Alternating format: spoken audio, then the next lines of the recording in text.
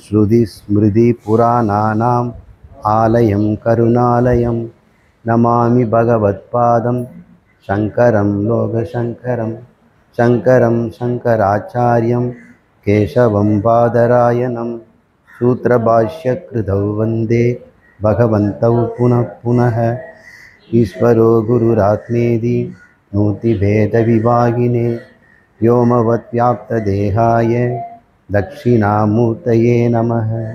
सहनाववतु सहनौ भुनक्तु सह वीर्यं करवावहै विना अधीतम् अस्तु मा विद्विषावहैः।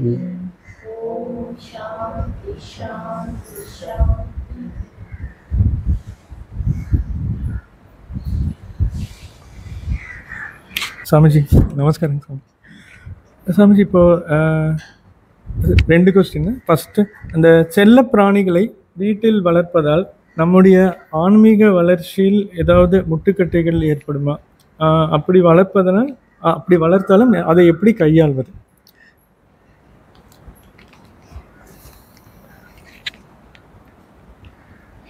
ஆன்மீகங்கிறது பொதுவான வார்த்தை. இந்த லிபரேஷன், ஜீவன் முக்தி, விடுதலை, அந்த வேட்கை இருக்கிற முமுக்ஷு, அவரை வச்சுக்குவோம். முமுக்ஷுனா மோட்சம் தான் எனக்கு வேணும். மோட்சத்துக்கு என்ன பண்ணணும்? என்னென்னவோ பண்ணுறாங்க. ஆனால் மோட்சத்துக்கு ஒன்று தான் பண்ணணும். குருக்கிட்ட போய் உபதேசம் கேட்குறது தான் மோட்சம். இப்போ நீங்கள்லாம் அதுக்கு தான் இருக்கிறீங்க.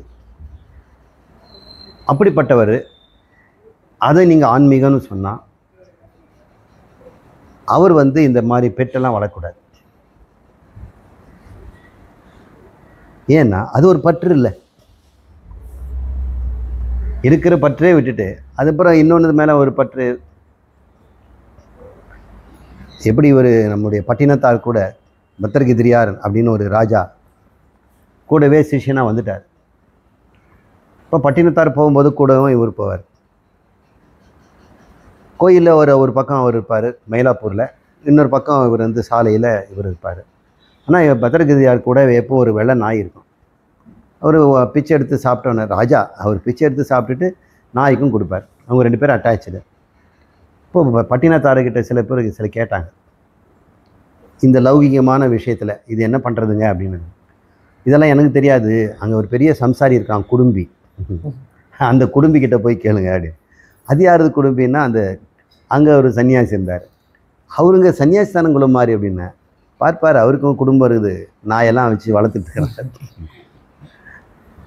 பிராணிகளை வளர்க்குறது வேண்டான்னு நான் சொல்லலை. பிராணிகள் உலகம் முழுக்க இயற்கையாகவே கடவுள் படைத்த உணவை சாப்பிட்டுக்கிட்டு இருக்குது. அதனுடைய சுதந்திரத்தை பறித்து நாம் ஒரு தொட்டிக்குள்ளே ஒரு மீனை போட்டு அந்த எல்லைக்குள்ளே சுற்றி வாழ்நாள் முழுக்க ஒரு துணை கூட இல்லாமல், தனக்குன்னு ஒரு ஆண் துணையோ பெண் துணையோ இல்லாமல் அந்த ஜீவனை வளர்க்குறோம். அது செல்லமாக புழுவெல்லாம் போடுறோம், எல்லாம் போடுறோம். ஆனால் அது துன்பத்தை யார் கண்டுபிடிப்பா? அதிவார் பார்த்தா ஒரு பாசம் மிகுந்து அவர் செல்லமாக பார்த்துக்கிறாரு.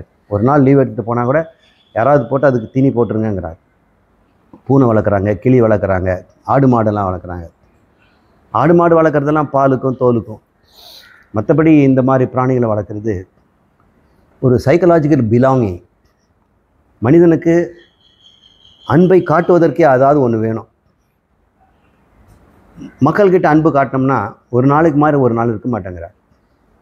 அப்புறம் கொஞ்சம் அன்பு கொடுத்தோம்னா அவங்க டிமாண்ட் பண்ணுறாங்க, இப்படி கொடுங்க, அப்படி கொடுங்க, இது கொடுங்க. ஆரம்பத்தில் நம்ம அன்பு காட்டுவோம், அவங்க பண்ணுற கெடுபிடியெல்லாம் பார்க்கும்போது சரியாக மாட்டிக்கிட்டோம் போகிறது. அப்புறம் நாமளும் அன்பை எதிர்பார்க்குறோம். என்னை எல்லாரும் அன்பை நேசிக்கணும், நான் எப்படி இருந்தாலும் என்னை அன்பு காட்டணும். இல்லை நீ இப்படிப்பட்டவன், அதனால் நான் அன்பு காட்ட மாட்டேன், நீ மாறிட்ட, நான் இனிமேல் அன்பு காட்ட மாட்டேன்னு மக்கள் சொல்கிறாங்க. நான் மனிதன் பார்க்குறான், இந்த மிருகங்கள் தான் அன்பையும் காட்டுது, அன்பையும் வாங்கிக்குது. இப்படி தான் இருக்கணும்லாம் கிடையாது. 2 அடி அடித்த பிறகு கூட நாய் மறுபடியும் கால் கீழே அன்பாக இருக்கும். அதனால் மனிதர்கள் இந்த அன்புக்குன்ற ஒரு பலவீனம் இருக்கிறதுனால அந்த பலவீனத்தை பலப்படுத்திக்கிறதுக்காக பிராணிகளை வளர்க்குறாங்க. ஆன்மீக வளர்ச்சின்னு வந்துடுச்சுன்னு சொன்னால் நம்ம எல்லாத்தையும் நம்ம ஒட்டுறவெல்லாம் விட்டுடணும் தானே. ஒரு நாய்க்கு ஒரு பூனைக்கு ஒரு கிளிக்கு நீ சோறு போட்டாக்கா உலகத்துக்கெல்லாம் போட்ட மாதிரி ஆகிடுமாண்ணே. இப்போ அவனுக்கு வேதாந்திக்கு உலகத்தில் எல்லா உயிரினங்களுமே சமம். ஜாதி மதம் பார்க்காமல், ஆண் பெண்ணு பார்க்காமல், நோயாளி ஆரோக்கியம்னு பார்க்காமல், மேதாவி பண்டிதன் மூடன்னு பார்க்காமல், மிருகங்கள்னு பார்க்காமல், செடி கொடிகள்னு பார்க்காமல், தேவர்கள்னு பார்க்காமல் எல்லாவற்றுக்கும் சமமான அன்பு கொடுக்குறவன். அவன் எதுக்கு 1 2 மட்டும் கூட வச்சுக்க போகிறான்? அவன் போன விடமெல்லாம் அவனுடைய பெட் தான் இருக்குது. ரோடெல்லாம் அவன் பெட் டாக் தான், வீடெல்லாம் அவனு பெட் பீப்புள் தான் இருக்கிறாங்க. அதனால் அவங்க ஆன்மீக வளர்ச்சிக்கு குறைந்தபட்சம் எந்த விதமான ஒட்டுதலும் உறவும் இது மாதிரி வச்சுக்க வேண்டாம். செகண்ட் கொஸ்டின் சாமிஜி, இப்போது நன்றி உணர்வுடன் இருப்பது நம்மை பந்தத்தில் ஆழ்த்தி விடாத, அதை எப்படி கையாள்வது? இப்போ நம்ம நன்றி நாம் வந்து நன்றி உணர்வோட அப்பா அம்மாக்கோ ஃபேமிலிக்கு ஃப்ரெண்ட்ஸ்க்கு எல்லாத்துக்குமே நம்ம இருக்கோம். அது வந்து நம்ம பிற்காலத்தில் அது நன்றி உணர்வு வந்து ஒரு பந்தத்தை உருவாக்குது. அது எப்படி நம்ம கையாள்வது? சில என்ஜாய்மெண்ட்டு, சில கர்மா. என்ஜாய்மெண்ட்டு கர்மா செய்கிறது வந்து கர்மா, பலன் அனுபவிக்கிறது வந்து என்ஜாய்மெண்ட்டுங்கிறோம். இந்த ரெண்டுமே பந்தங்கள் தான். ஆனால் நான் பைண்டிங் கர்மா, நான் பைண்டிங் என்ஜாய்மெண்ட் அப்படின்னு கூட இருக்குது, பந்தம் இல்லாத. இப்போ பகவான் எவ்வளோ பொருள் இருந்தாலும் மயிலருக தான் வைப்பேன் அப்படின்னு வச்சுக்கிட்டார். எத்தனையோ இன்ஸ்ட்ருமெண்ட்ஸ் இருக்குது, வீணெல்லாம் இருக்குது, அது பெருசாக தூக்கணும், தபலாலாம் பெருசாக இருக்குது. அவர் இடுப்பில் சொருகிற மாதிரி ஒரு புல்லாங்குழல், அவருடைய ஆர்கெஸ்ட்ராவே ஒரே ஒரு குழல் தான். அவர் பீதாம்பரம் தான் போடுறாரு. பீதாம்பரம்னா மஞ்சள் கலரில் பீதம், மஞ்சள் ஆடை உடுத்துறாரு. அது ஒரு பற்று மாதிரி தெரியுதில்ல, அது நான் பைண்டிங். அதனால் யாருக்கு ஒரு துன்பமும் இல்லையே. ஒருவேளை இன்றைக்கி கிருஷ்ணா ஸ்கூலுக்கு போகணும், யூனிஃபார்ம் எனக்கு மயில் இறகு வேணும்னு கேட்குறாருங்க, இல்லைடான்னு சொல்கிறாங்க. அதனால் அழுவார் அவர், அழமாட்டார், புறா இறகு சொல்லிக்கிட்டு போயிடுவார். யார் ஒருத்தன் எதைய வேணாலும் எதேர்ச்சியாக வருகின்றதை அனுபவித்து கொண்டு நமக்கு முன்னாடி இருக்கிற கடமைகளை செய்து கொண்டு இருந்தால் அது நான் பைண்டிங். நான் இதைத்தான் செய்வேன், இதை செய்ய மாட்டேன்னு நம்ம பிடிவாதம் பிடிச்சி சிலதெல்லாம் சொல்கிறோம் பார்த்தீங்களா, அதுதான் பைண்டிங். என்ஜாய்மெண்ட்லேயும் இதைத்தான் சாப்பிடுவேன், இதை நான் சாப்பிட மாட்டேன், இதை தான் உடுத்துவேன், இதை நான் உடுத்த மாட்டேன், எங்களோட தான் பழகும், எங்களோட பழக மாட்டேன் அப்படின்னு அனுபவிக்கிறதுலேயும் ஒரு டுவாலிட்டி. அந்த டுவாலிட்டி தான் ராகத்வேஷங்கிறோம். செய்கிறதுல ஒரு டுவாலிட்டி. நான் இதெல்லாம் செய்வேன், இதெல்லாம் செய்ய மாட்டேன் அப்படின்னு செய்யலில் கூட நான் இதை தான் படிப்பேன், இதை படிக்க மாட்டேன், நான் இந்த வேலையை தான் செய்வேன், இந்த வேலை செய்ய மாட்டேன், நான் துணியை வந்து மடித்து வைப்பேன், நான் துவைக்க மாட்டேன், எந்த மட்டும் தான் துவைப்பேன், நான் இவங்கிறத துவைக்க மாட்டேன். இப்படியெல்லாம் கடமைன்னு வந்துட்ட பிறகு அதில் ராகத்வேஷம் பார்க்குறது, அந்த மாதிரியான செயல்கள் தான் பைண்டிங், பாவ புண்ணியத்தை உண்டாகும். என்ஜாய்மெண்ட்லேயும் ராகத்வேஷம், இது தான் வேணும், அது தான் வேணும்னு பிடிவாதம் பிடிக்கிறது, அது வந்து பாவ புண்ணியத்துக்கு காரணமாக அமையும். இதைத்தான் நம்ம பைண்டிங்னு சொல்கிறோம். மற்றபடி நீங்கள் எதை வேணால் செய்யலாம், ராகத்வேஷம் இல்லாமல். ராகத்வேஷம்னு உங்களுக்கு புரியுதா? விருப்பு வெறுப்புமா, வேண்டுதல் வேண்டாமை. அம்மா குழந்தைக்கு வளர்க்குறா, அது விரும்பி வளர்க்குறாளா வெறுத்து வளர்க்குறாளா? ரெண்டுமே இல்லை, அவள் கடமையே செய்கிறா. அதே வந்து ஒரு நர்சரி ஸ்கூலில் கொண்டு போய் குழந்தைகளை விட்டோம்னா அவங்களும் அதே அன்போடு தான் நேரத்தில் அந்த குழந்தைகள் பால் கொடுக்குறாங்க, படுக்க வைக்கிறாங்க, உச்சா பண்ணா துடைக்கிறாங்க, எல்லாம் பண்ணுறாங்க. அது எப்படிப்பட்டது? அது ஒரு கடமை தான். ஆனால் அங்கே வந்து சம்பளம் கொடுக்குறாங்கன்னு செய்கிறாங்க. ஆனால் சம்பளத்துக்கு ஏற்ற மாதிரி அவங்க செய்கிறாங்க. சம்பளம் எவ்வளோ கூட்டி கொடுத்தாலும் குறைச்சி கொடுத்தாலும் குழந்தைங்க இருக்க அன்பு அவங்க வந்து மாற்றுறது இல்லை. ஆனால் சில பேர் என்ன பண்ணுவாங்க, பணக்கார வீட்டு குழந்தைங்க வந்து அதுக்கு அதிகமாக செல்லம் கொடுப்பாங்க. அவங்கெல்லாம் வந்து அம்மா கூட்டிகிட்டு போகும்பொழுது நான் நல்லா பார்த்துட்டேம்மா அது சொல்லி அம்மாகிட்ட சொல்லு, மிஸ் எப்படி பார்த்துட்டாங்க அப்படின்னு சொல்லி அவங்க புகழணும். அப்படின்லாம் பண்ணோம்னா அது கடமை இல்லை, விருப்பு வெறுப்பின் அடிப்படையில் செய்யறது. நம்மளே பார்க்க உலகத்தில் வீட்டுக்கு ஒரு பெயிண்டரை கூப்பிட்டு பெயிண்ட் பண்ண சொன்னால் சில பேர் கூலிக்கு ஏற்ற மாதிரி வேலை செய்துட்டு போகிறாங்க. சில பேர் மணியாச்சப்பா நீ என்ன போகலையாண்ணா, நம்ம சின்ன பீஸ் அதை நான் அடித்து முடிச்சுட்டு போயிடுறேனே, அது அப்புறம் அதுக்கு நாளைக்கு ஒரு தடவை வந்து செய்துட்ருக்கணும், அதுக்கு எக்ஸ்ட்ரா 1 டே கூலி கொடுக்க வேண்டிய, இன்றைக்கி முடிச்சிடுறேன் நான் அப்படின்னு அப்படி செய்கிறவங்களும் இருக்கிறாங்கல்ல. அவங்க இந்த கூலிங்கிற பலனை எதிர்பார்த்து அவங்க செய்யலையே, கடமையை தான் அவங்க செய்கிறாங்க. அதனால் பகவான் சொல்கிறாரு, பலனை நீ விட்டுவிடு, வேண்டான்னு சொல்ல வேண்டாம், எப்படி வந்தாலும் நீ வாங்கிக்க, ஆனால் அதன் அடிப்படையில் உன் கடமையை நீ மாற்றாத. சில பேர் இவ்வளோ காசு கொடுத்தா நான் செய்வேன், இது இருந்தால் செய்ய மாட்டேங்கிறாங்க. கடமைன்னு வந்துட்டோம்னா அதில் நீ வந்து செய்து தான் ஆகணும். அது பேர் ஸ்வதர்மம்னு பேர். இந்த ஸ்வதர்மத்தின் அடிப்படையில் விருப்பெருப்பு இல்லாமல் நீங்கள் எதை வேணாலும் செய்யலாம், எதை வேணாலும் அனுபவிக்கலாம். அதனால் இதெல்லாம் நம்ம அனுபவிக்கக்கூடாது, இதெல்லாம் செய்யக்கூடாதுன்னு எதுவுமே கிடையாது. விருப்பெருப்புங்கிறது தான் நம்முடைய கர்மத்தை டிசைட் பண்ணுது. கடமைன்னு வந்துட்டுனாலோ, கடமையில் கிடைக்கின்ற உரிமைன்னு வந்துட்டாலோ விருப்பு வெறுப்பு பாராமல் சமமாக இருத்தல், இதுதான் கர்மயோகம்னு பேர். இது பைண்டிங் பண்ணாது. இப்போ நீங்கள் எதை பைண்டிங் நீங்கள் நினைக்கிறீங்க? உறவுகளோ நம்முடைய ப்ரொஃபஷனோ இதெல்லாம் பைண்டிங்னு பார்த்தோம்னா விருப்பெருப்போடு செய்தால் பைண்டிங் தான். பந்தப்படுத்துதல், பைண்டிங்னா பந்தப்படுத்துகிறோம், அதோடு நம்மளோட சேர்த்துறோம், கர்மத்தோடு கனெக்ட் பண்ணிடுறோம். நம்ம விருப்பெருப்பு இல்லாமல் செய்தோம்னா தண்ணீரில் தாமரையில் தண்ணீர் மாதிரி வாழ்ந்துட்டு போயிடலாம், எதுலேயும் ஒட்ட மாட்டோம். விருப்போடு செய்திருந்தோம்னா ஓட்டிக்குவோம். இப்போ அந்த விரும்பின உறவுகள் பிரிஞ்சு போகும்போதோ, விரும்பி வாங்கின பொருள் அழியும் பொழுதோ, விரும்பி செய்த கர்மம் வந்து மேனாகும் போதோ தோல்வி, நஷ்டம், இழப்பு, துன்பம் இதெல்லாம் வருது. அது பற்று, அதான் பைண்டிங். விருப்பெருப்பு இல்லாமல் செய்துன்னு வச்சுங்க, அது தோற்று போனால் கூட உங்களுக்கு ஒரு இல்லை, ஏன்னா நீங்கள் உங்களுக்கு வெறுக்கு கிடையாது. அது வெற்றி வந்தாலும் ஓஹோன்னு குதிக்க மாட்டீங்க. ஏன் கடமையை நான் செய்தேங்க, இதில் என்னங்க பாராட்டுறீங்க அப்படின்னு நிறைய பேர் சொல்கிறாங்கல்ல. நான் என் கடமையை தானேங்க செய்தேன், நீ எதுக்கு இதுக்கு எல்லாம் பாராட்டுறீங்க அப்படின்னு சொல்கிறாங்க. இப்போ கர்மயோகங்கிறது பற்று இல்லாமல் கர்மங்களை செய்தல், பற்று இல்லாமல் பலன்களை அனுபவித்தல். அப்போ பற்றுங்களாக என்னென்னா ராகத்வேஷம், விருப்பெருப்பு இல்லாமல் செய்கிறது. இதுதான் சிம்பிள் ஃபார்முலா. இதை நீங்கள் மனசில் வச்சுக்கிட்டு நம்ம எதை செய்தாலும் விருப்பெருப்பின் அடிப்படையில் செய்கிறோமா அல்லது கடமை இதை செய்தாகணுங்கிறதுக்காக செய்கிறோமா? எப்பொழுது நம்ம விருப்பெருப்பை அப்படி தள்ளி வச்சுட்டு இது என்னோடய கடமை நான் செய்தாகணும், பலனை கூட நான் எதிர்பார்ப்பதில்லை அப்படின்னு எவன் ஒருத்தன் செய்கிறானோ அவன் மனசு தூய்மை அடையுது.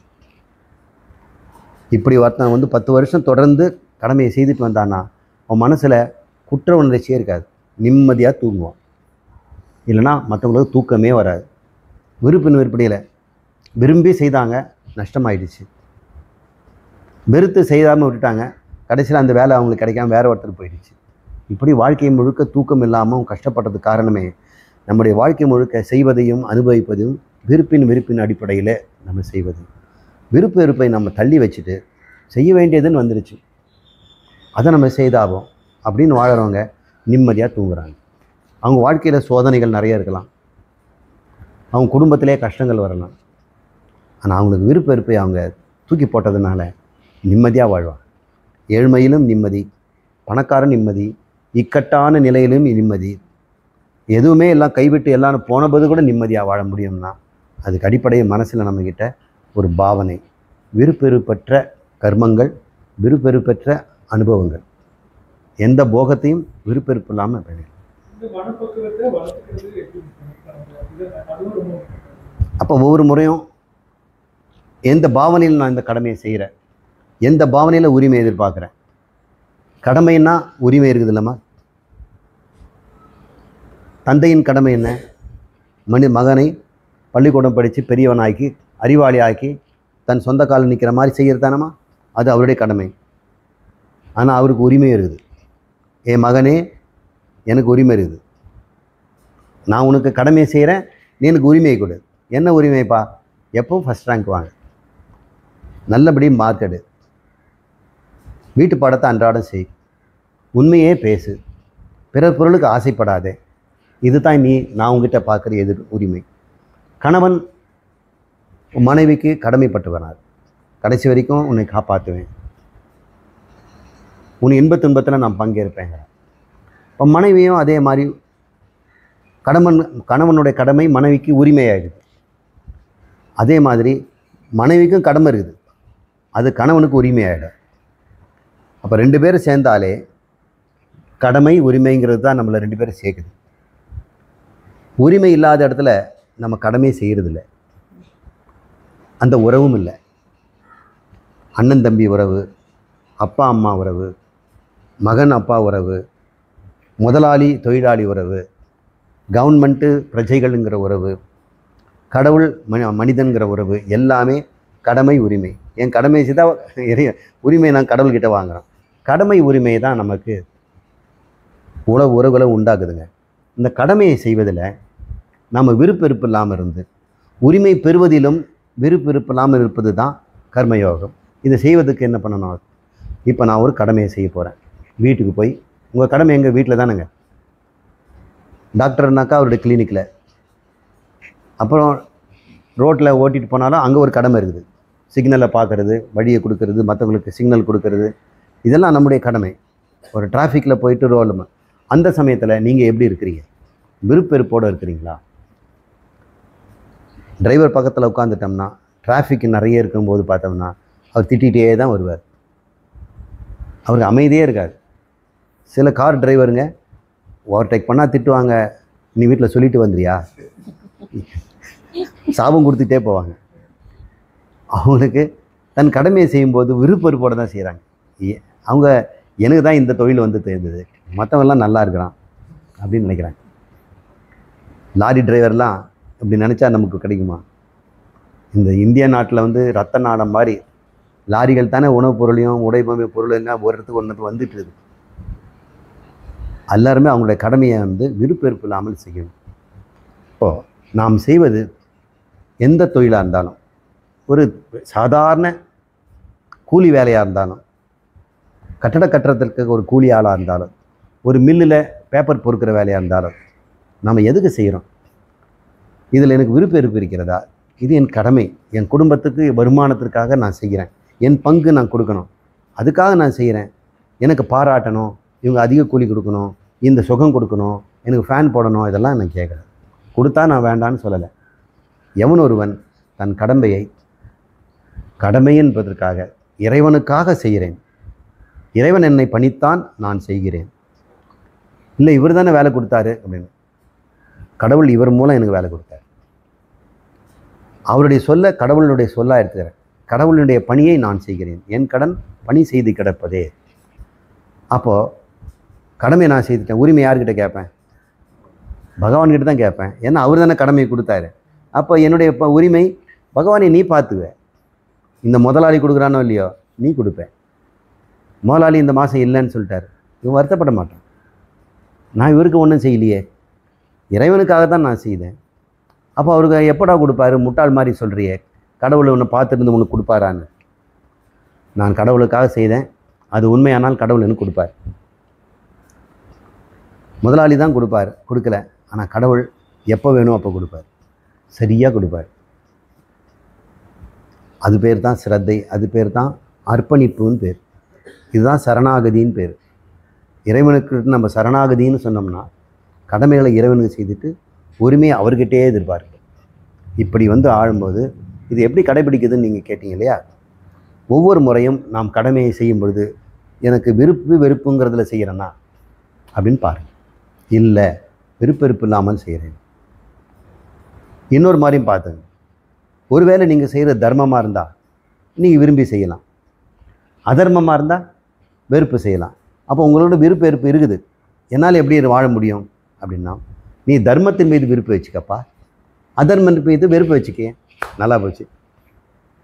அப்படி ஒன்று பண்ணலாம்ல. அப்போ நீங்கள் என்ன பண்ண போகிறீங்க? எந்த கர்மத்தை செய்தாலும் விருப்பெருப்புன்னு பார்க்காம தர்மமாக அதர்மமானு பாருங்கள். அப்படி பண்ணிட்டோம்னா தர்மமாக செய்யும்போது இறைவனுக்கு செய்ததாகிடும். ஏன்னா தர்மமாக இறைவன் தான் இருக்கிறார், தர்மத்தை விதித்தவன் இறைவன் தான். அப்போ தர்மப்படி நான் வாழ்ந்தேன்னா இறைவன் ஆணைப்படி வாழறேன்னு அர்த்தம். இது பேர் தான் இறைவன். எல்லா கடமைகளும் இறைவனுக்காக செய்கிறேன். அது எப்படி பகவத்கீதை சொல்கிறாரு நமக்கு புரியலல்ல. சிம்பிள், கடமையை தர்மப்படி செய், அவ்வளவுதான். எவன் தர்மத்துக்கு அடிபணிகிறானோ இறைவனுக்கு அடிபணிஞ்சுட்டான். ஏன்னா தண்ணி கூட இறைவனுக்கு அடிபடியுது. ஏன்னா மேட்டிலேருந்து கீழே போகுது, கீழேருந்து மேலே போதா? சூரியனும் இறைவனுக்கு அடிபணிகிறார், நேரம் தவறாமல் உதிக்கிறார், நேரம் தவறாமல் மறைகிறார், ஒரு நாளும் உயர்தே இல்லை. அவங்கெல்லாம் இறைவனுக்கு அடிபணிந்து கொண்டிருக்கிறார்கள், சரணாகதி இருக்கிறாங்க. நானும் தர்மத்தின்படி, அது என்ன, சூரியனுக்கு ஒரு தர்மம் இருக்குது, தண்ணிக்குன்னு ஒரு தர்மம் இருக்குது, நெருப்புக்குன்னு ஒரு தர்மம் இருக்குது. அது தர்மப்படி தானே வாழுது. இப்போ நான் மட்டும் இறைவன் படைக்கப்பட்ட ஒரு பொருள் அதர்மப்படி போனால் அது எப்படி நியாயம்? தர்மப்படி வாழ்வோம். இப்போ தர்மப்படி வாழும்போது உனக்கு விருப்ப வெறுப்புன்ற கேள்வியே கிடையாது. எதெல்லாம் தர்மமோ எனக்கு பிடிக்குது, எதெல்லாம் அதர்மமோ எனக்கு பிடிக்கல. இப்படியும் கூட விருப்ப வெறுப்பை நாம் நியூட்ரலைஸ் பண்ணிக்கலாம். பகவத்கீதை நம்ம சொல்லுவோம், இறைவனுக்காக செய், இறைவனுக்கிட்டே பலன் கேள்வி. நான் மாற்றி சொல்கிறேன், தர்மத்தை செய், அது இறைவனுக்கு செய்த மாதிரி தான். தர்மம் தன் பலனை கொடுக்கும். ஏன் சொல்லுவாங்க, தர்மம் தலை காக்கும். எப்போ தரும்? தக்க சமயத்தில் உயிர் காக்கும். லேட்டாக கூட ஆகலாம், ஆனால் தக்க சமயம்னு ஒன்று இருக்குது, அந்த சமயத்தை கட்டாயம் அது தரும். வேற கேள்வி கேள்வி.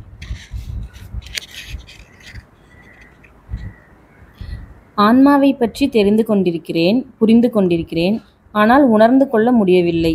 உணர்ந்து கொள்ள எந்த விதமான பயிற்சி முறைகளை கையாள வேண்டும்? முத்தையா துபாயிலிருந்து கேட்டிருக்காருங்க சுவாமிஜி. ஆத்மா என்பது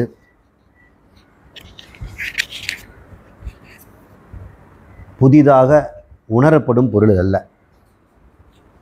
அவர் கேட்குற கேள்வியே ஆத்மாவை எப்படி உணருதுங்கிறார். ஆத்மா தான் அவரே. யார்? முத்தையா. முத்தையா நான்னு சொல்கிறார் இல்லையா, அந்த நானுங்கிற உணர்வே ஆத்மா தான். அது எப்படி உணராமல் இருக்க முடியும்? எத்தனையோ பொருள் உணராமல் போயிருக்கலாம், ஆனால் ஆத்மாவை ஒருத்தன் உணரவே இல்லைன்னு சொன்னான், அவன் உயிரோடு இல்லைன்னு அர்த்தம். அப்படி கூட இருக்க முடியாது. செத்தவனு கூட ஆத்மா இருக்குது. ஆத்மாவை உணராமல் இருக்கிறது என்ன? உணர்வே ஆத்மா தான். ஆனால் எல்லாரும் நினைக்கிறாங்க ஆத்மாவை அறிந்து கொண்ட பிறகு உணரணும்னு. உண்மையில் நம்ம என்ன சொல்கிறோம், ஆத்மாவை எல்லாரும் உணர்ந்து கொண்டிருக்கிறார்கள், அறியாமல் இருக்கிறார்கள். ஒரு சிலதை நம்ம அனுபவிச்சுட்டே இருக்கிறோம், ஆனால் அவனுக்கு அது என்னன்னு தெரியாமல் இருக்கு. அப்போ நம்ம சொல்லிக் கொடுக்குறோம், இதுதானே, ஓ இதுதானா அப்படிங்கிறான். அப்போ மறுபடியும் அனுபவிப்பானா? இப்போ கேட்குறான் ஒருத்தன், 10 பேர் ஆற்ற கடக்குறாங்க. ஆற்ற கடந்து அந்த பக்கம் போன உடனே அந்த சின்ன பசங்க, டேய் நம்ம 10 பேரும் ஆற்ற கடந்துட்டோமா, நம்ம வாத்தியார் நம்ம கேட்பாரு அப்படின்னு கூட்டுறா, எண்ணி பாருன்னுறான். அவன் தன்னை விட்டுட்டு எல்லாரும் எண்ணி பார்த்தா 9 பேர் தான் இருக்கிறான். ஏய் 9 பேர் தான் இருக்கிறாங்க, 10வது ஆள் எங்கே அப்படிங்கிறாங்க. எங்கேங்கிறவாங்க. ஏன்னா தண்ணியிலேருந்து வந்ததுனால தண்ணியில் போய் தேடுறாங்க ஆற்றுல. அங்கே துணி மிதகுது. ஐயோ செத்துட்டானா, முதல்ல சாப்பிட்ருக்குமோ, மூழ்கி இருப்பானோ, 10ஆம் அவனை தேடுறதே இருக்கிறாங்க. யார் 10ஆம் அவன்? தேடுறவன் தான். இப்போ வழிபோக்கர் வரார். பசங்களாம் என்னடா இப்படி அழுதுட்டு, இவன் தலையில் வேறு அடிபட்டு இருக்குது, ரத்தம் வருது, என்ன சாமி இதை மாதிரி அவன் மரத்தில் போய் மோதிட்டு அழுதான். எதுக்கு அழுதான்? நாங்கள் 10 பேர் வந்தோம் சாமி, இப்போ 9 பேர் தான் இருக்கிறோம், ஒருத்தன் ஆற்றுல விழுந்து செத்துட்டான், எப்படி வீட்டுக்கு போய் சொல்கிறதுன்னு அழறான். யார்? 10ஆம் அவனே தன்னையே தேடிக்கிட்டு காணன்னு அழுது ரத்த கலரி ஆகியிருக்கிறான். அப்போ முதல்ல அவர் சொல்கிறாரு, அழைய நிறுத்துங்க, எல்லாம் வரிசையாக நில்லுங்கிறார். சொல்லுங்க சாமின்னு. 10ஆம் அவன் இருக்கிறான்டா. எல்லாரும் சிரிக்கிறாங்க. எங்கேங்கிறாங்க. எங்கேயோ தேடுறாங்க. 10ஆம் அவன் இருக்கிறான்னவொடனே மறுபடியும் நதியில் தானே தேடுவாங்க. வரிசையாக சொல்லுங்கள் என் நம்பர் 1 2 3. 10வது ஆள் என்ன சொல்லுவான்? 10 கூட சொல்ல மாட்டான், வெக்கப்படுவான். இப்போ 10ஆம் அவனை கண்டுபிடிச்சிட்டான்ல, இப்போ 10ஆம் அவன் ஆத்மான்னு வைங்க. ஆத்மாவை யார் தொலைச்சது? ஆத்மா தான் தொலைஞ்சது. ஆத்மாவை தேடுறது யாரு? ஆத்மா தான். இப்போ 10ஆம் அவன் ஆத்மாவை கண்டுபிடிச்ச பிறகு உணரணுமா? 10ஆம் அவன் நானுன்னு கண்டுபிடிச்ச உடனே தொட்டு பார்த்து நான் 10ஆம் அவனா அப்படின்னு சொல்லுவானா? புதுசாக ஒரு உணர்வு வருமா? புது உணர்வு வருமா? அதே மாதிரி தான் ஆத்மா தான் நாம். ஆத்மாவை எப்போ உணர்ந்துக்கிட்டே தான் இருக்கிறோம், அறிந்து கொள்ளவில்லை. இந்த நானுங்கிறது தான் ஆத்மான்னு தெரியல. ஆத்மா எப்படியோ உண்டாகும், நிர்விகல்ப சமாதியில் உண்டாகும், பெரிய பக்தி பண்ணோம்னா நமக்கு ஆத்மாவை காட்டி கொடுப்பாங்க அப்படின்னு நினச்சிட்டு இருக்காங்க. அது எந்நேரமும் நானும் உணரப்பட்டே இருக்கிறது, அறியப்படாமல் இருக்கிறது. சில விஷயங்கள் அறியப்பட்டிருக்கோம், உணரப்படாமல் இருக்கலாம். நான் மங்குஸ்தான் ஒரு பழத்தை நான் கேள்விப்பட்டிருக்கிறேன், அறிந்திருக்கிறேன். என்ன பாட்னி ப்ரொஃபஸர் இருந்தார், ஆனால் ஒரு நாளும் அதை உணர்ந்ததில்லை. அது வேற விஷயம். அப்படி உனக்கு அயலான பொருளாக இருந்ததுன்னா நீ அறிந்திருந்து உணராமல் இருக்கலாம். ஆனால் ஆத்மா அயனான பொருள் இல்லையே, அபரோட்சமாக நீயே தானே, 10ஆம் மகன் மாதிரி நீ தானே, எப்பொழுது உணர்ந்து கொண்டு தானே இருக்கிறாய், நீ அறிந்து கொள்ளவில்லை. அப்போது தத்துவமசி போன்ற உபதேசங்களும் அகம் பிரம்மாஸ்மி போன்ற உபதேசங்களும் ஆத்மாவை உனக்கு காட்டி கொடுக்குது, உனக்கு காட்டி கொடுக்குது. 10ஆம் அவன் நீ தான் தொலைச்சதை தேடிட்டு இருக்கிற, உன்னை காட்டி கொடுக்குறான். அப்போ நீ ஆத்மாவை உணராமலா இருந்த? நிறைய பேர் இந்த வேதாந்தம் படித்த உடனே ஆத்மாவை உணர வேண்டும், எப்போ சாமி என்னால் உணர வேண்டும்? நான் என்னத்தை சொல்லுவேன்? 10ஆம் கதையை தான் சொல்லணும். அதனால் புது உணர்வே கிடையாது. புது உணர்வை தேடி போகாதீங்க. இந்த புது உணர்வு தேடுறவங்கெல்லாம் உணர்வு வேட்டையாளர்கள். அவன் தான் எக்ஸ்பீரியன்ஸ் ஹண்டர். அவங்க ஹோட்டலாக போய் எக்ஸ்பீரியன்ஸ் பண்ணிட்டு இருப்பாங்க, ஊராக சுற்றி புது புது இடத்த பார்த்துட்டு இருப்பாங்க, புது புது நண்பர்களாக சாப்பிட்டுட்டு இருப்பாங்க, புது புது ட்ரையாக அனுபவம் தேடுவாங்க. அதை அறிஞ்சு வச்சுருப்பாங்க, அனுபவம் தேடுவாங்க. ஆனால் அது மாதிரி ஆத்மாவை நான் தெரிஞ்சுக்கிட்டேன், இப்போ நான் அனுபவிக்கணும், எந்த கடையில் கிடைக்கும்? கிடையாது. நீ தான் ஆத்மா. இந்த உணர்வு ஆத்மாவுக்குன்னு தனி உணர்வு இருக்கும் போல் இருக்கு, நாம் அதை உணர்ந்துடணும் அப்படின்னு மெடிடேஷனில் உட்காந்துருவாங்க. அப்படி போனாலும் உணர்றது யார்? நீ தானே உணரணும். எதை உணர்வ? ஆத்மாவை. நீ தானே ஆத்மா. நான் சொன்னது உங்களுக்கு புரியுதா தெரியல. ஒருவேளை மெடிடேஷனில் உட்காந்து ஆத்மாவை உணரணும்னா யாரை உணர்வ? உன்னை தான் உணர்வ. அது புதுசாக இருக்குமா? என்ன இவ்வளோ பழசாக இருக்குது? அது புராணம், அது பழசு தான்.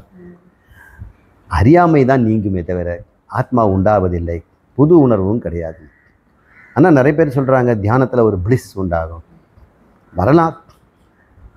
எப்போ தான் பிளிஸ் வரல, எதுக்கோ பிளிஸ் வருது. கிடைக்காத ஒரு பொருள் கிடைச்சி அனுபவிக்கும் போது ஒரு பிளிஸ் தான், ஆனந்தம். ஆத்மா எப்படி ஆனந்தமாக இருக்கும்? திடீர்னு ஆனந்தம் முளைக்குமா? அது எப்பொழுதுமே இருக்கிறதுனால, அது எப்பவுமே ஆனந்தமாக இருக்கிறதுனால உனக்கு தெரியவே தெரியாது. நீ வேறு ஒன்றாக தப்பாக புரிந்து கொண்டதுனால தான் எல்லா அனர்த்தங்களும் குழப்பங்களும். இல்லை, நம்முடைய துபாய் நண்பர் பேர் என்ன? முத்தையாவுக்கு.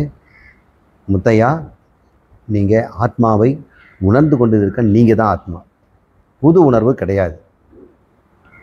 சாமி அப்போ இந்த கோர்ஸே எனக்கு வேண்டாம், எனக்கு புது உணர்வு வேணும் அப்படின்னா வேறு கோர்ஸ் தான் படிக்கணும். அதுதான் எக்ஸ்பீரியன்ஸ் ஹண்டர்ஸ். அவங்க ட்ராவல் பண்ணிக்கிட்டே இருப்பாங்க, சாஸ்திரங்களை படிப்பாங்க. ஆனால் நம்ம முத்தை அப்படி செய்ய மாட்டார். ஏன்னா அவர் புரிஞ்சிட்டார், நானுங்கிறத உணர்ந்த பொருள் தான் அறியாத பொருள் அப்படின்னு தெரிஞ்சுக்கிட்டு புது உணர்வு வேண்டாம். இப்போ அதனுடைய உணர்வு ஒன்றே ஒன்று இருக்கணும், நிம்மதியும் சாந்தமும் திருப்தியும் ஆனந்தமும் தான்.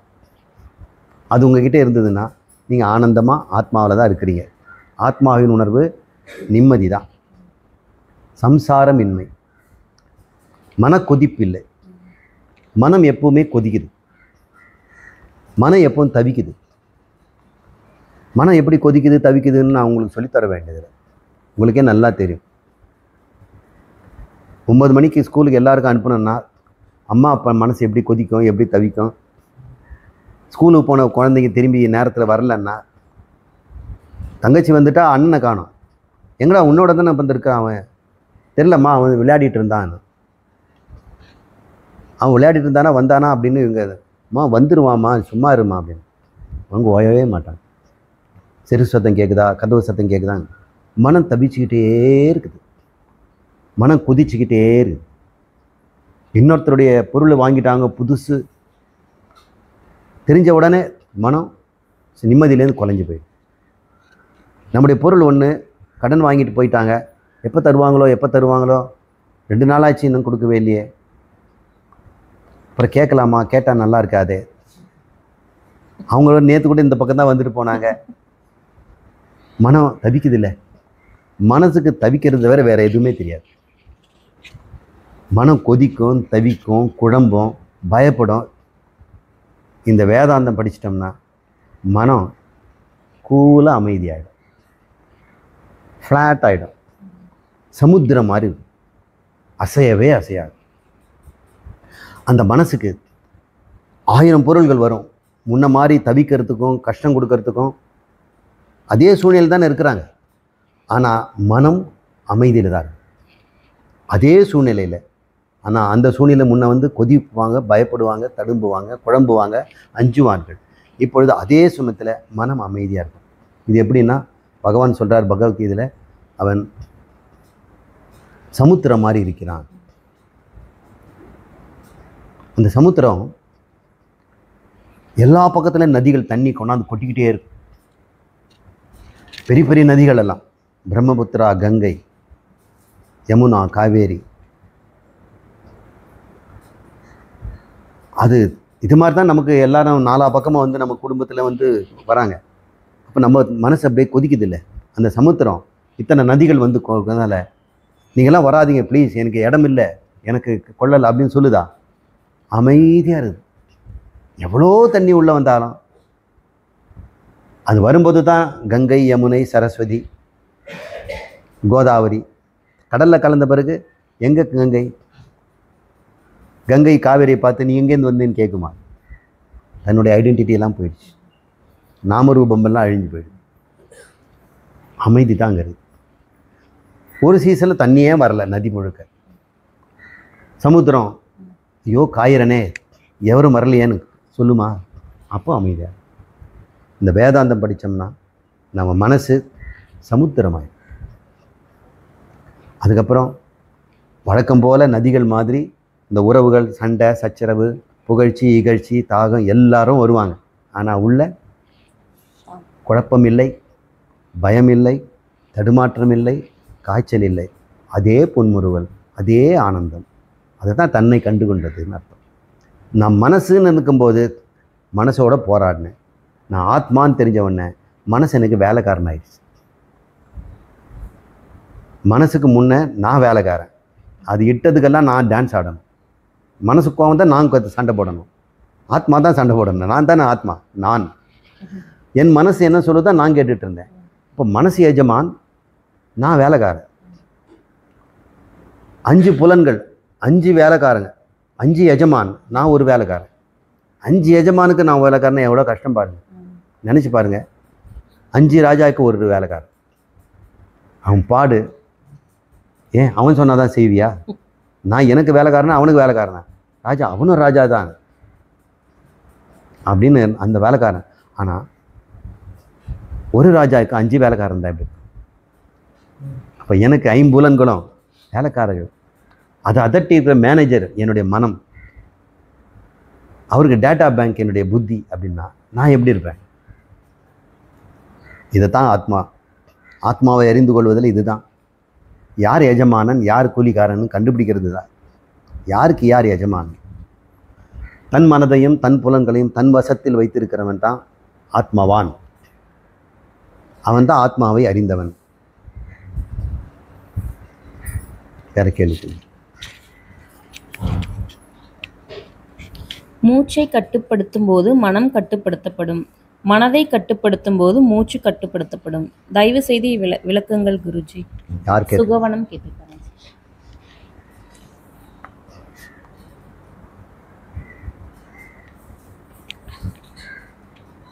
ஒன்னோட ஒன்று தொடர்பு இருக்கிறதுனால ஒன்று கட்டுப்படுத்தினா ஒன்று கட்டுப்படும். இங்கே இத்தனை ஃபேன் இருக்குது, 5 ஃபேன் இருக்குது. அதோட எந்த சுவிட்சு தொடர்பு இருக்குதோ அதை போட்டால் தான் கட்டுப்படும். நீ எல்லாத்தையும் போட்டுட்டு தான் நிற்குமா? அதுக்கு உண்டான சுவிட்சை போட்டோம்னா நிற்கும். ஏன்னா அதுக்கும் ஒரு தொடர்பு இருக்குது. மனதிற்கும் நம்முடைய சுவாசத்துக்கும் ஒரு தொடர்பு இருக்குது. இப்போ மனசு வந்து ஃபேனுன்னா அதோட சுவிட்சு மூச்சு. இப்படி புரிஞ்சுக்குங்க. இப்போ என் மனசை நிறுத்தினா நீங்கள் மூச்சை விட்டால் சரிப்படாது. நீங்கள் பிராணாயாமம் பண்ணுங்கள், நான் மனசு அமைதியாகுமா? என் மனசும் என் பிராணனும் தான் தொடர்பு இருக்குது. ஏன்னா மனசே பிராணனால் செய்யப்பட்டது. மனம்னு சொல்கிறோம் இல்லையா, அந்த மனத்தினுடைய கட்டுமான பொருள். ஒன்று கட்டுறதுக்கு ஒரு பொருள் இருக்குது. புட்டு செய்கிறதுக்கு புட்டு மாவு தான் கட்டுமான பொருள். இப்போ மனசுக்கு ஒரு கட்டுமான பொருள் பேர் பிராணன். அது சூக்ஷ்மமான ஒரு வாயு. ஸ்தூலமான மூச்சில் விடுறதுக்கும் அதுக்கும் பிராணன் தான் பேர், பிராணவாயு அப்படின்னு சொல்கிறோம். இந்த சுவாசம் பண்ணுகின்ற ஸ்தூல பஞ்சபூதத்தில் ஒரு வாயுவும் சூக்ஷ்ம பஞ்சபூதத்தில் வாயுவும் ஒரே வாயு தானே, தேர் சம்பந்தப்பட்டது தானே. சூக்ஷ்ம பஞ்சபூத வாயுவில் செய்யப்பட்டது தான் மனம். ஸ்தூல பஞ்சபூத வாயில் இருப்பதான் நம்ம மூச்சு விடுற காற்று. இப்போ ரெண்டுமே ஒன்றுக்கொன்று சம்பந்தப்படுறது. அப்போ என்னுடைய பிராணனை, அதாவது சுவாசத்தை நான் சீர் செய்தால் மனமும் சீரடையும். மனம் சீராக இருந்தால் சுவாசமும் சீராக இருக்கும். தூங்குறவன்ற மூச்சு எப்படி இருக்குது? சீராக தானே இருக்குது. ஏன்? மனம் அப்போ எப்படி இருக்குது? குவைட் ஆகிடுச்சு. பகலில் வந்த உடனே, கோவம் வந்த உடனே மூச்சு ப்ரெஷர் குக்கர் மாதிரி வரும், புஸ் புஸ்ஸுன்னு வரும். அங்கே வரம்மா சேரில் உட்காந்துட்டு பார்த்துட்டு இருப்பாங்க மாமியார், ஒரு வேலை செய்ய மாட்டாங்க. ஆனால் மூச்சு காற்றை மட்டும் நீங்கள் மெஷர் பண்ணி பாருங்கள், புயல் அடிக்கும். வரவங்க பரவாயில்ல, இவன் ஏன் இங்கே வந்தான், இவளுக்கு எதுக்கு இவளோட எப்பவும் பேச்சு, எதுக்கு செல்ஃபோனும் கையுமா அலைஞ்சிக்கிட்டே இருக்கிறான், அவன் ஏன் அவனுக்கு என்ன தண்ணி கொடுக்காமல் இருக்கிறா, இவன் இன்னும் எழுந்துக்கவே இல்லை. இவங்க ஒன்றும் செய்ய மாட்டாங்க. இவங்க மூச்சு காற்றை கவனிங்க. மனசு உள்ளுக்குள்ளே என்ன ஒரு பெரிய ஒரு புயல் அடிக்குதோ அந்த புயல் இங்கே இருக்கும். அதனால் ஒரு ஃபிசிக்கல் மெத்தடில் சுவிட்சு போட்டு ஃபேன் ஆஃப் பண்ணி சுவிட்சு போட்டு ஃபேனை ஆன் பண்ணுற மாதிரி இந்த மூச்சையும் நாம் சரியாக சீர் செய்தால் மனமும் சீரடையும். அது ஒன்று புரிஞ்சுங்க. ஆனால் இதனாலேயே வாழ்க்கை முழுக்க மனசை சீர் பண்ணிடலான்னு நினச்சிக்காதீங்க. எப்படி வந்து மூச்சினால் மனசை அடக்க முடியுமோ மனசாலே மூச்சு தாறுமாறாக போகும். அப்போ மனசை மூச்சை வச்சுக்கிட்டே நீங்கள் அடக்க முடியுமா? ஒன்று தூங்கணும், இல்லைன்னா வாழ்நாள் முழுக்க பிராணாயாமம் பண்ணணும்.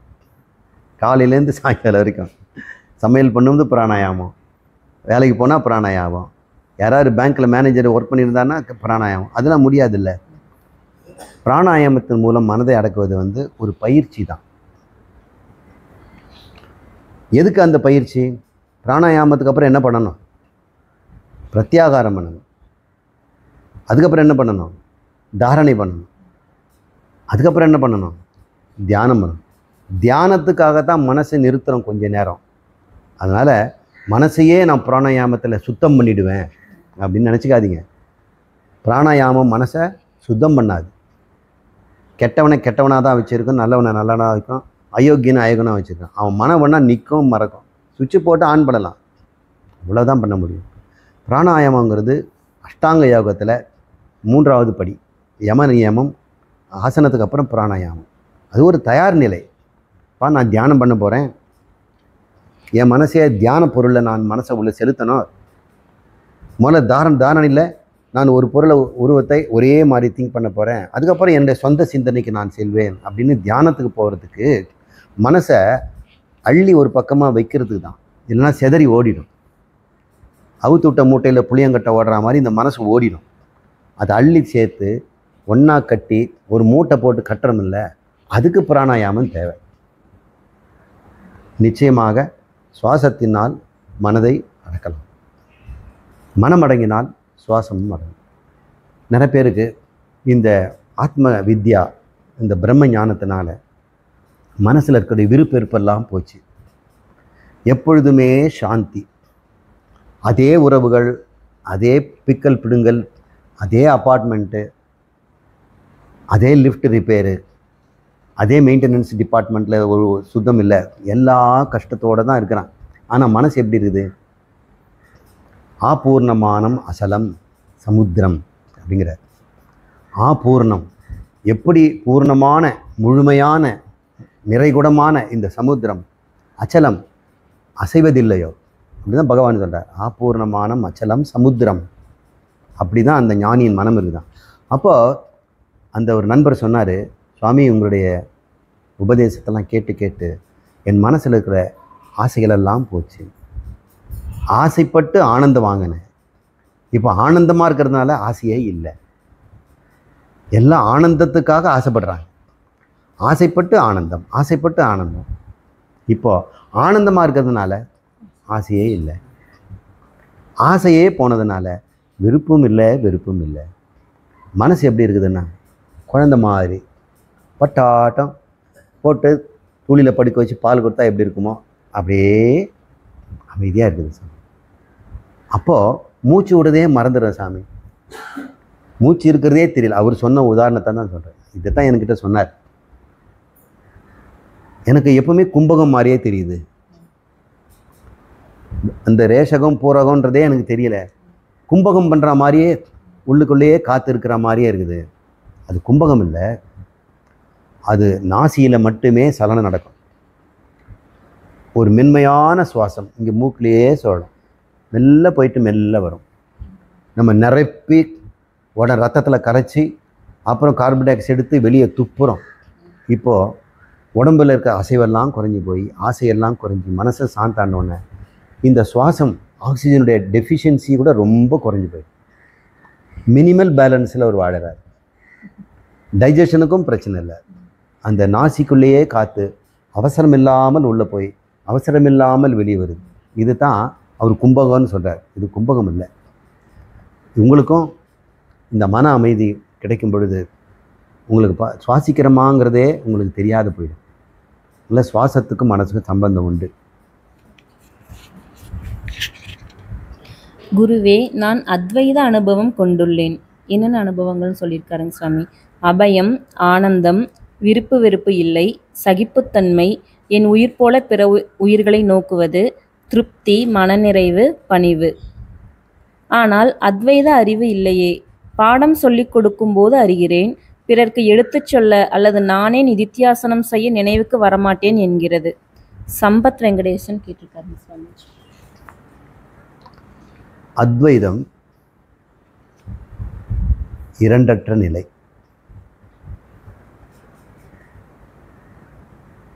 இதை சொல்லிக் கொடுக்கறதுக்கு தான் அறிவு வேணும். அத்வைத நிலையில் இருக்கிறதுக்கு அறிவு வேண்டியது. அறிவு வந்துடுச்சுன்னா நீங்கள் துவைதம் ஆகிடுவீங்க. அகம் பிரம்மாஸ்மி அப்படின்னு நினைக்க ஆரம்பிச்சு. அத்வைத நிலையிலேயே இவர் சொன்ன அந்த லிஸ்ட்டு தான் அத்வைதம். இதை சொல்லிக் கொடுக்கறதுக்கு தான் அறிவு வேணும். அத்வைதத்தில் இருக்கிறதுக்கு அறிவு வேண்டியதில்லை. அத்வைதத்தில் இருப்பதற்கு அறிவு இடைஞ்சல் தான். அந்த இடைஞ்சல் அறிவையும் தூக்கி போட்டுட்டு தான் போகணும். இந்த வெட்டியான் தன்னுடைய குச்சியும் பெணம் சுட்ட தழி பாரி எரிஞ்சு போகிற மாதிரி அறிவையும் விட்டுடணும். அப்போ தான் அத்வைதம். நல்ல சம்பத் வெங்கடேஷ் அத்வைதத்தில் தான் இருக்கிறார்.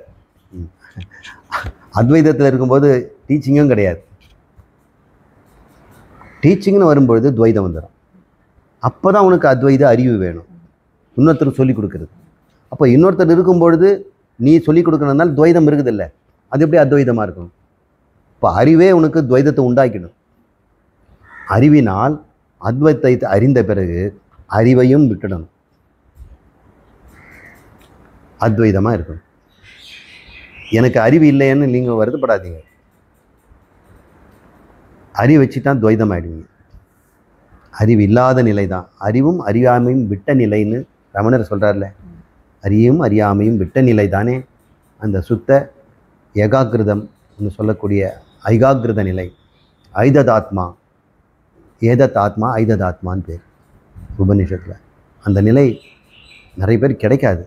அவருக்கு அற்புதமாக அந்த உணர்வை அடைஞ்சிருக்கிறார். அறிவை கொண்டு போய் போடுங்க குப்பை தொட்டியில், அத்வைதத்தில் இருங்க. அறிவு யாருக்கு வேணும்?